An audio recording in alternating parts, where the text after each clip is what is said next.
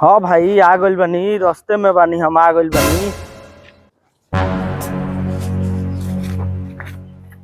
अरे साला ई तो शमशेद भाई के लइकवा है का।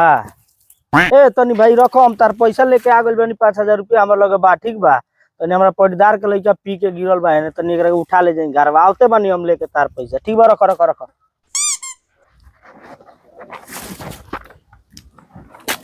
ए ए ए चल चल चल घरे ये लोग ये तुम्हें है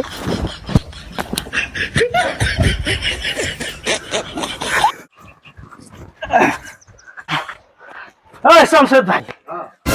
काबिल बाबू काबिल बेकरा ए मर्दे ई साला पी के होने पटाई रहला रोड के किनारे किराना का गिरा ए ओने रोड के किनारे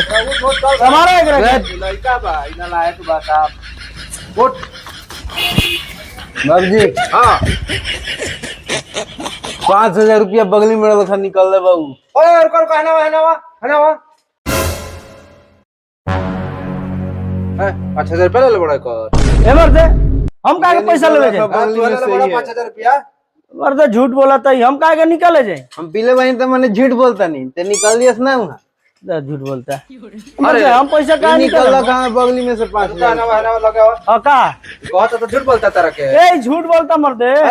हम निकाल के दिखाएंगे बगली में से पैसा पीले बनी तो हम ए मर्दे उ पैसा हम रखले बानी 5000 रुपया उ दोसर के ऊपर पैसा है ई जगह तर देबे जाए के बा दो ना है ए मर्दे